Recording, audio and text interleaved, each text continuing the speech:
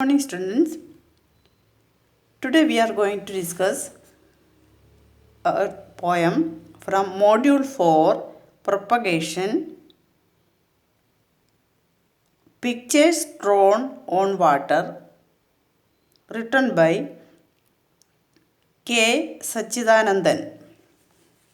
അപ്പോൾ നമ്മൾ കെ സച്ചിദാനന്ദൻ ആരാണ് എന്ന് ആദ്യം മനസ്സിലാക്കാം. K. Sachidanandan was born in 1946 in Pullud, a village in Kodungallur in the Thrissur district. He is a poet and critic, writing in Malayalam and English.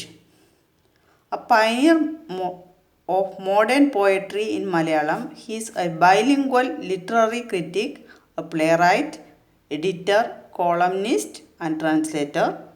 He is the former editor of Indian Literature Journal and the former secretary of Sahitya Akademi. He is also social advocate for secular anti-caste views, supporting causes like environment, human rights and free software, and is a well-known speaker on issues concerning contemporary Indian literature.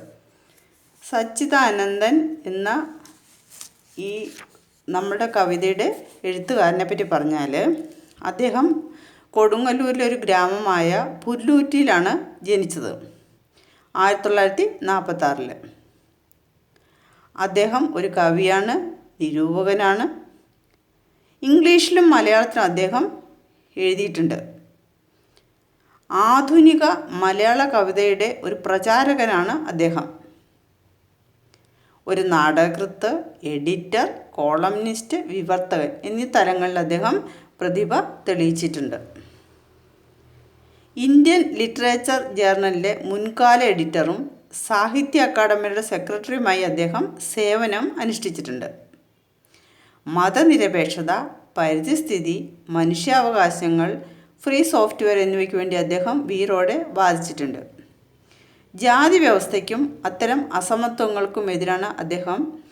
സമകാലീന Indian സാഹിത്യത്തെക്കുറിച്ച് മറ്റും അദ്ദേഹം നല്ല പ്രഭാഷണങ്ങൾ നടത്താറുണ്ട്. അപ്പോൾ സച്ചിദാനന്ദൻ എന്ന അദ്ദേഹം കൊടുങ്ങല്ലൂരിലെ ഗ്രാമമായ പുല്ലൂറ്റിലാണ് ജനിച്ചത്. അദ്ദേഹം ഇംഗ്ലീഷിലും അതുപോലെ മലയാളത്തിലും എഴുതിയിട്ടുണ്ട്. പല പദവികളിൽ ഇരുന്നിട്ടുണ്ട്. അദ്ദേഹത്തിന് പല അനുമോദനങ്ങളും കിട്ടിയിട്ടുണ്ട്. Sachidanandan was a graduate in biology from the Christ College, Irinjalakuda, and had his masters in English from Maharajas College, Ernakulam. He obtained his PhD in post-structuralist poem from the University of Calicut. He joined as a lecturer in English at KKTM Government College, Pullud, in 1968 and moved to Christ College, Irinjalakuda in 1970, where he became a professor of English. He voluntarily retired from this post in 1992. Currently, he is the president of Kerala Sahitya Akademi and lives in Thrissur. He was received 32 literary awards. അപ്പോൾ നമ്മൾ സച്ചിദാനന്ദനെ പറ്റി പറഞ്ഞാൽ അദ്ദേഹം Christ college ഇരിഞ്ഞാലക്കുടയിൽ നിന്ന് ബയോളജിയിൽ degree എടുത്തതിന് ശേഷം Maharajas college എറണാകുളത്ത് നിന്ന് MA ഇംഗ്ലീഷ് പാസ്സായി. പിന്നെ അദ്ദേഹം കാലിക്കറ്റ് യൂണിവേഴ്സിറ്റിയിൽ നിന്നും പോസ്റ്റ് സ്ട്രക്ചറലിസ്റ്റ് പോയിറ്റിക്സ് എന്ന വിഷയത്തിൽ PhD എടുത്തു. KKTM കോളേജ് പുല്ലൂറ്റിൽ ഇംഗ്ലീഷ് ലെക്ചറായി അദ്ദേഹം ജോയിൻ ചെയ്തിരുന്നു. പിന്നെ ക്രൈസ്റ്റ് കോളേജിലെ ഇംഗ്ലീഷ് ഡിപ്പാർട്ട്മെൻറ്റിൽ വന്നു. പിന്നെ അവിടെ നിന്ന് അദ്ദേഹം വോളണ്ടിയറായിട്ട് റിട്ടയർമെൻ്റ് എടുത്തു. ഇപ്പോൾ അദ്ദേഹം കേരള സാഹിത്യ അക്കാദമിയുടെ പ്രസിഡൻ്റാണ്. തൃശ്ശൂരിലാണ് അദ്ദേഹം താമസിക്കുന്നത്. ഏകദേശം 32ഓളം പുരസ്കാരങ്ങൾ അദ്ദേഹത്തിന് ലഭിച്ചിട്ടുണ്ട്. പിക്ചേഴ്സ് ഡ്രോൺ ഓൺ വാട്ടർ, അതാണ് നമ്മളിപ്പോൾ പഠിക്കേണ്ടത്. Is A poem written in the wake of the great flood in Kerala in 2018. The poem is written in 4 parts, each one devoted to different phases of the flood. The poet establishes a parallel between the coming of flood waters and encroacher who comes into the house, eats, has a sister, and then forces the residents to leave. This shows how an expected monsoon becomes a deluge and wreaks havoc in the state. The next part shows the courage and resilience shown by the people hope shines like the sun over all miseries. The final part, slush, is a fine piece of ecological poetry. The poet tells us that we lost something, but it resides in the memory of the slush left behind by water. ഇത് നമുക്ക് പരിചയമുള്ള ഒരു ഭാഗമാണ്. കാരണം 2018 വെള്ളപ്പൊക്കം എല്ലാവർക്കും ഓർമ്മയുണ്ട്. നമ്മൾ എല്ലാവരും കേരളത്തിലുള്ള എല്ലാവർക്കും നല്ല ദുരിതം സമ്മാനിച്ച ഒരു വെള്ളപ്പൊക്കമായിരുന്നു 2018.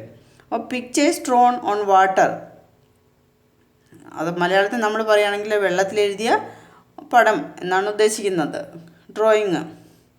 2018 കേരളത്തിലുണ്ടായ വെള്ളപ്പൊക്കത്തെ പറ്റിയുള്ള ഒരു കവിതയാണ്. ഈ കവിത 4 ഭാഗങ്ങളായിട്ടാണ് എഴുതിയിരിക്കുന്നത്. ഓരോന്നും ഓരോ പ്രത്യേക കാര്യത്തെ പറ്റിയുള്ളതാണ്. വെള്ളപ്പൊക്കത്തെ കവി താരതമ്യം ചെയ്യുന്നത് അനുവാദമില്ലാതെ വീട്ടിലേക്ക് ഓടിക്കയറി വരുന്ന ഒരു അപരിചിതനെ പോലെയാണ്.